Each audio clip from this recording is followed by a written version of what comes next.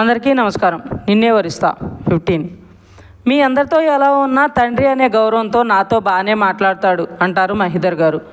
అలా కాదులేరా, నువ్వైతే వాడి గురించి ఆలోచించి వాడికి నచ్చిన పనే చేస్తావని నీ మీద నమ్మకం అంటారు శ్రీనివాస్ గారు. అదేంటి నాన్న అలా అనేసావు? మీకన్నా నేనే నయ్యం, కనీసం వాడితో మాట్లాడటానికి ట్రై చేస్తాను. అదే మీరందరూ అయితే ఒకరి మీద ఒకరు వంతులు వేసుకుంటుంటారు, ఒకసారి నువ్వు ఒకసారి నేను అంటూ. అయినా నేను కన్నవాడి మీద నన్ను కన్న వాళ్ళకి అంత భయం ఏంటో నాకు అర్థం కాదు అంటూ మహిదర్ గారు నవ్వుతారు. అనసూయ గారు, నవ్వరా నవ్వు, ఏదో ఒకరోజు నేను వాడి మీద పెత్తనం చలాయించి వాడిపైన అరిచి వాడిని కొట్టే రోజు కూడా వస్తుందేమో, ఆ రోజు నా పవర్ ఏంటో తెలుస్తుంది అంటారు. పగటకల కనకే అను అంటూ శ్రీనివాస్ గారు రూమ్లోకి వెళ్ళిపోతారు. అనసూయ గారు ఆయన వంక కోపంగా చూస్తూ ఆయన వెనకే వెళ్తారు. దేవిక గారు మహిదర్ గారు వాళ్ళని చూసి నవ్వుకుంటుంటారు. కల్పన, ఇవాళ మనం ఫారెస్ట్కి వెళ్తున్నాం అంటనే నేనైతే ఎంత ఎక్సైటెడ్గా ఉన్నానో తెలుసా. ఫారెస్ట్ ఎలా ఉంటుందో నేను ఎప్పుడు చూడలేదే. అక్కడేదో చాలా పెద్ద వాటర్ ఫాల్ ఉందంట, ట్రైబ్స్ ఉంటారంట అని మన్విత చెప్తుంటే కల్పన సీరియస్గా, అక్కడ దారి తప్పితే పెద్ద పెద్ద జంతువులు కూడా ఉంటాయి, తేడా జరిగితే ఆ ట్రైబ్సే మనల్ని కైమ కొడతారు అంటుంది. అలా ఏం జరగదులేవే. అయినా ఏంటి మేడం గారు నా మీద హాట్గా ఉన్నారు, మీ ఫ్రెండ్ గురించా అని కల్పన వెనక్కి వెళ్ళి తన మెడ చుట్టూ చేతులేసి, నాకు నచ్చని విషయం ఏదైనా ఉందంటే నాకు చాలా కోపం వచ్చేస్తుంది కల్పన డియర్, సారీ, ఇంకెప్పుడు నేను బాధ పెట్టేలా మాట్లాడను, ఈ ఒక్కసారికి నన్ను క్షమించేయి అంటుంది మన్విత. వాడు మాత్రమే కాదు, నువ్వు కూడా నా ఫ్రెండ్వే, ఆ విషయం మర్చిపోయి వాడి గురించి అయితే నన్ను నా ఫ్రెండ్షిప్ని వదిలేయమంటావా అంటుంది కల్పన సీరియస్గా. మన్విత కల్పన బొగ్గ మీద ముద్దు పెట్టి, ఈ ఒక్కసారికి క్షమించే డార్లింగ్, ఇంకోసారి అలా అనను, ఓకేనా అంటుంది. సరే పద, మనమే లేటు, నీకు బాగాలేదని వస్తామో రామో అని చెప్పాను, కానీ నువ్వే తగ్గిపోయింది వెళ్దామని మొండిగా చెప్పేసరికి మనం కూడా వస్తున్నామని మేడంకి చెప్పాను, త్వరగా రమ్మన్నారు అంటుంది కల్పన. మన్విత పద పద అంటూ కల్పనని నెడుతూ బయటకు వెళ్తుంది. వేద్ కాలేజ్ ఫ్రెండ్స్, రేయ్ ఆ మన్విత మన వేద్ని చాలా అంటే చాలా బాధ పెడుతుందిరా, తనకి బుద్ధొచ్చేలా మనమే ఏదైనా చెయ్యాలి అంటాడు వంశీ. అవునరా, వాడు చాలా మంచివాడురా, వాడిని మనం ఎంత యూజ్ చేసుకుంటున్నా ఆ విషయం వాడికి తెలిసినా మనల్ని ఒక్క మాట కూడా అనకుండా మనల్ని ఇంకా బాగా చూసుకుంటున్నాడు, వాడి కోసం ఏదో ఒకటి చేయాలిరా అంటాడు హేమంత్.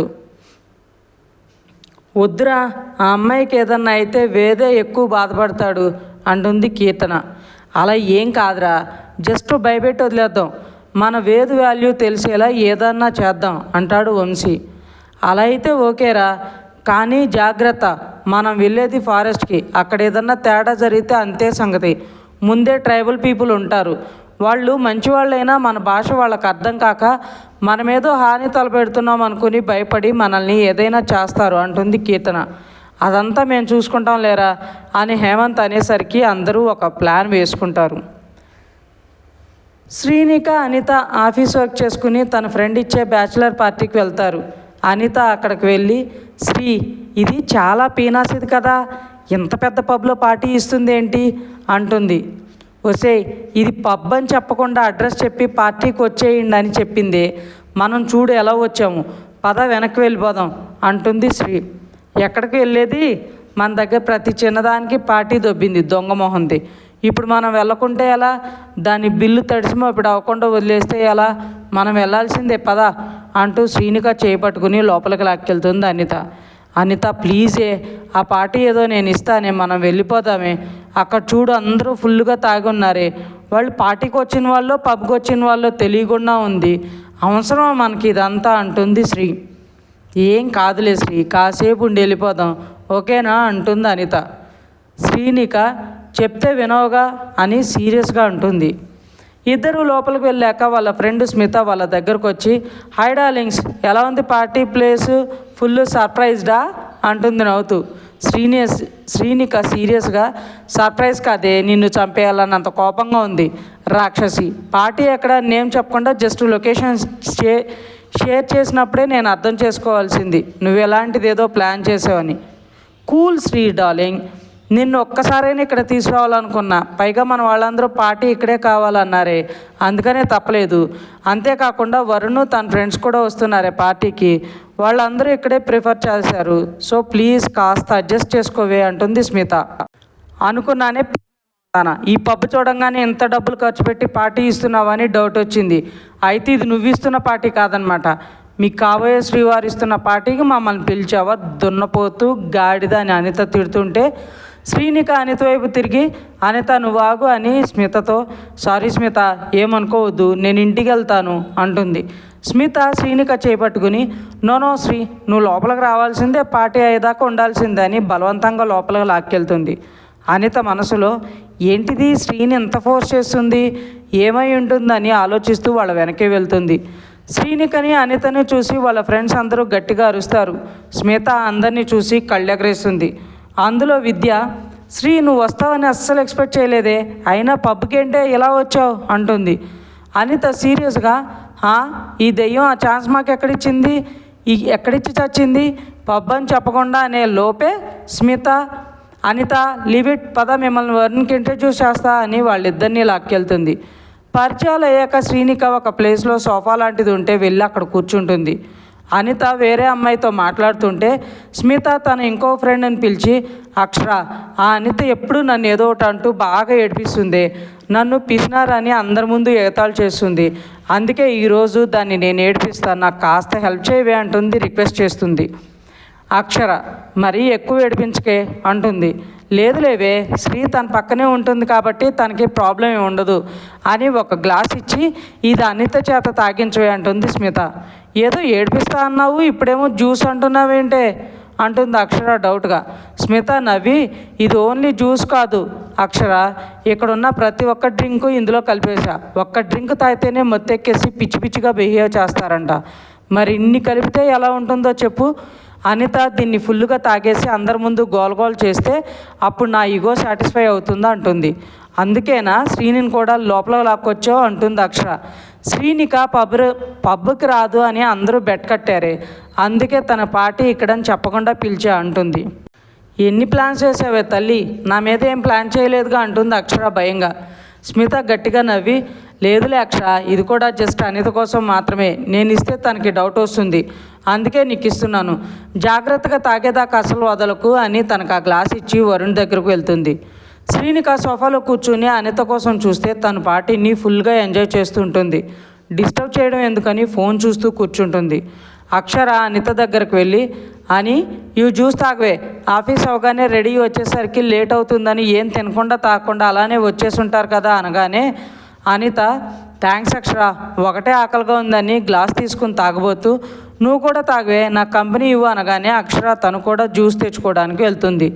శ్రీనిక వాళ్ళ అమ్మ నుండి కాల్ వచ్చేసరికి చుట్టూ చూసి ఈ గోల్కి ఏమి వినిపించదని బయటకు వెళ్ళి మాట్లాడదామని లేచి 2 అడుగులు వేయగానే ఎంట్రన్స్ దగ్గర శివాంష్ కనిపించేసరికి పాప దెబ్బకి పరుగున అనిత దగ్గరకు వెళ్తుంది. శ్రీనిక అలా కంగారుగా దగ్గరకు వచ్చేసరికి అనిత తన చేయి పట్టుకుని శ్రీ ఏమైందే ఎందుకంత కంగారు అని అడుగుతుంది. శ్రీనిక భయంగా అని నా కల్లో వచ్చే రాక్షసుడు ఇక్కడికి కూడా వచ్చాడే అంటుంది.